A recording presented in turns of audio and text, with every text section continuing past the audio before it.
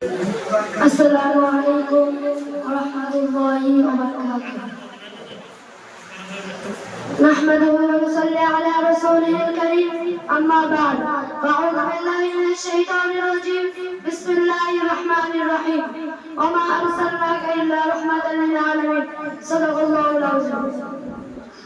সর্বপ্রথম শুকরিয়া জ্ঞাপন করি সেই মহান রব্বুল আলামিনের দরবারে, যিনি আমাদেরকে এই পবিত্র মজলিসে বসার তৌফিক দান করেছেন। তার দরবারে শুকরিয়া স্মরণ করি আলহামদুলিল্লাহ। তারপর পরে জানাই যে নবীকে সৃষ্টি না করলে আমি আপনি গাছপালা নদী নালা এমনকি 18,000 মখলুকাত কিছুই সৃষ্টি হতো না। তার দরবারে দরুদে পাক স্মরণ করি সাল্লাল্লাহু আলাইহি ওয়াসাল্লাম। প্রিয় শ্রোতা মণ্ডলী, আজ থেকে প্রায় 1500 বছর পূর্বে এই ধরার বুকে অত্যাচার, অবিচার, শিরক, বিদআত, ফিতনা ফাসাদে গোটা পৃথিবী অন্ধকারের মধ্যে ছিল। সেই যুগে মানুষেরা চাতক পাখির ন্যায় চেয়ে দেখত আকাশ পানে, কখন খোদার প্রেরিত দূত দুনিয়াতে আবির্ভাব হবে। সেই সময় আরব দেশে মক্কা নগরে মা আমিনার কুড়ে ঘরে আলোয় আলোকিত করে সুবহে সাদিকের সময় 570 খ্রিস্টাব্দে বিশ্বনবী সাল্লাল্লাহু আলাইহি ওয়াসাল্লাম এই ধরার বুকে আসলেন।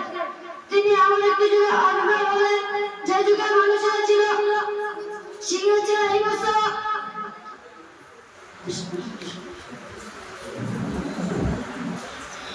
চেয়ে হিংস্র, কুকুরের চেয়ে লোভী। এমনকি তারা মানুষকে মানুষ বলে মনে করত না। নারী জাতীয় ছিল না কোনো মর্যাদা। ফুলের নয়, ফুটবলের নয়, মণিকে জীবিত দাফন করবে ঘরে অন্ধকারে। সে কি অমানুষিক অত্যাচার, অবিচার।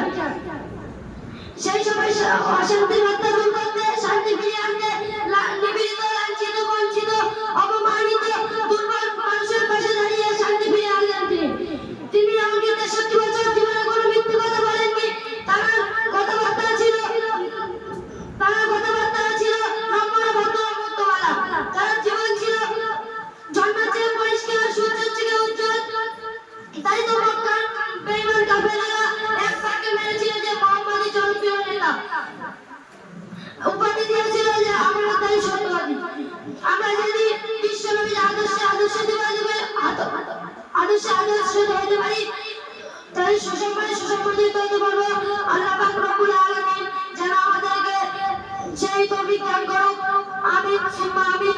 ওয়া আখিরু দাওয়ানা আলহামদুলিল্লাহি রাব্বিল আলামিন। আসসালামু আলাইকুম।